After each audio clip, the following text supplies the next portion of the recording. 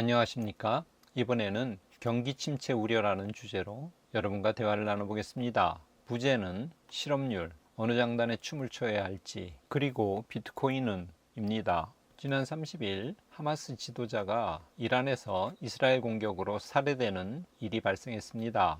이란은 이스라엘에 보복하겠다고 선포했고요. 그래서 중동 지역에 긴장이 고조되고 있습니다. 하마스 지도자가 사망한 다음 날 31일 유가가 급등했습니다. 서부 텍사스 중진류 일주일 차트입니다. 이날이 31일이고요. 하마스 지도자가 사망한 다음 날부터 국제 원유 가격이 오르기 시작했습니다. 그러나 주말로 들면서 그 오름세가 진정되더니 금요일 날은 더 많이 빠졌습니다. 그 이유에 대해서는 잠시 후에 말씀드리겠습니다. 지난 금요일 8월 2일 날 검은 금요일이라는 이름이 붙을 정도로 주가가 많이 빠졌습니다. 특히 나스닥 굉장히 많이 빠졌고 일각에서는 조정장에 진입한 것 아닌가 하는 우려까지 제기되고 있습니다. 고점 대비 10%가량 하락하면 조정장이라고 하는데요. 나스닥은 지난 금요일 종가가 고점 대비 거의 정확하게 10% 하락했습니다. 이렇게 주식이 빠진 주요 이유는 미국 실업률이 4.3%로 치솟았다는 소식에 급격히 경기가 침체할 것 아니냐는 우려가 커졌기 때문입니다. 경기가 침체하면 기업들 실적이 악화될 수밖에 없다는 판단에 주식 투매 현상이 일어났고요. 그러자 국채금리, 국제유가, 그래서 31일 날 올랐던 국제유가가 금요일 날 많이 떨어졌습니다.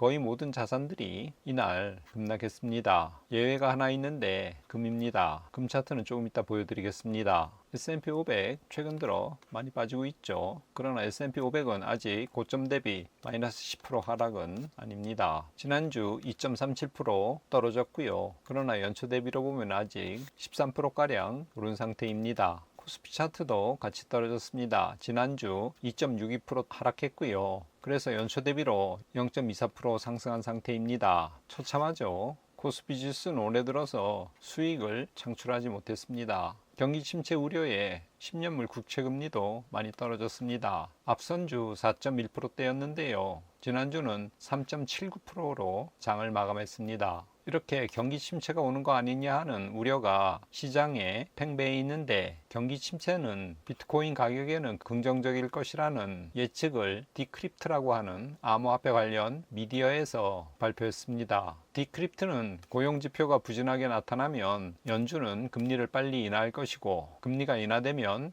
비트코인 가격에 긍정적인 영향을 미칠 것이라고 예측했습니다. 경기가 침체로 접어들면 처음에는 암호화폐도 같이 동반 하락하지만 결국 연준이 유동성을 풀게 될 것이고 9월 기준금리도 낮출 것으로 현재는 0.5% 낮출 것으로 시장은 예상하고 있습니다. 그렇게 되면 유동성이 풀리고 기준금리는 낮아지기 때문에 비트코인을 비롯한 암호화폐 시장에 굉장히 긍정적인 요인이 될 것이라는 거죠. 비트코인 지난주에 7.77% 빠졌습니다. 굉장히 많이 하락했죠. 그래서 연초 대비로 현재 약 40%가량 상승한 상태입니다. 여기 세계 유동성 지표와 비트코인을 비교해 놓은 차트입니다. 세계 유동성 지표는 글로벌 리퀴디티 인덱스, 약자로 GLI라고 씁니다. 이 파란색 그래프가 세계 유동성 지표 GLI고요. 검은선 그래프가 비트코인 차트입니다. 약 2013년부터 현재까지를 비교해 놓은 세계 시장에 돈이 얼마나 많이 풀리냐와 비트코인 가격이 어떤 상관관계가 있는지를 보여주는 그래프라고 할 수 있겠습니다.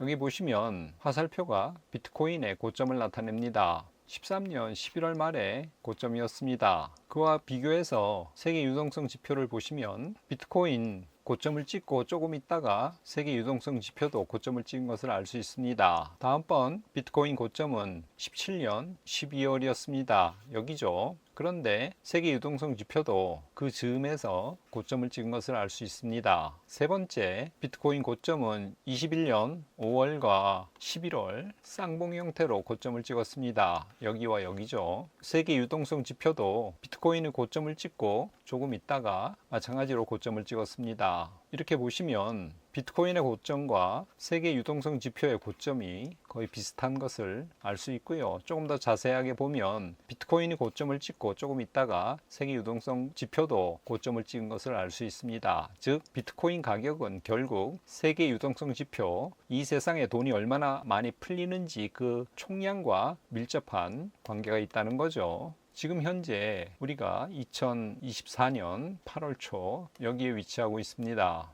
보통 비트코인 반감기 이후에 1년 또는 1년 반 지나서, 그러니까 내년 4월에서 10월 사이에 고점이 옵니다. 통계적으로 그렇다는 것입니다. 지금 경기 침체가 온다고 하면 연준은 금리를 내릴 것이고 유동성을 풀 것입니다. 그러면 이 세계 유동성 지표가 더 올라갈 것이고, 원래 반감기 이후에 통계적으로 1년에서 1년 반 후에 비트코인 고점이 왔는데 이와 잘 연계되어서 내년 하반기에 비트코인이 고점을 찍게 되지 않을까 저는 조심스럽게 예상해 봅니다. 다음 그래프는 세계 유동성 지표 사이클화해서 표시한 것입니다. 이 연한 파란색은 길게 보면 유동성이 결국 이렇게 파동으로 움직였다는 것이고요. 0에서 100까지 상대화해서 지수로 만들어 보면 세계 유동성이 이 짙은 파란색처럼 현재 움직이고 있다는 뜻입니다. 지금 저희 위치가 24년 중반이 지난 이때죠. 여기 보시면 파동으로 이 세계 유동성이 증감하는 것을 알 수 있습니다. 현재는 바닥을 찍고 유동성이 다시 올라가고 있는 중이죠. 여기에 앞서 보여드렸던 비트코인 고점 시기를 대비해 보면 이렇습니다.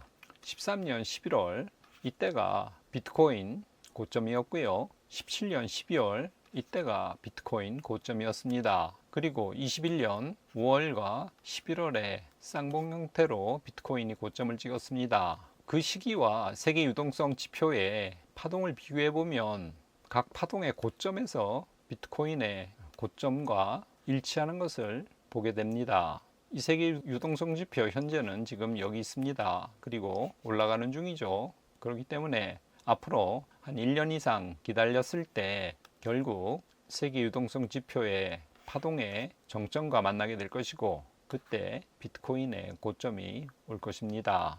이 차트는 파이낸셜 타임스에서 가져왔고요.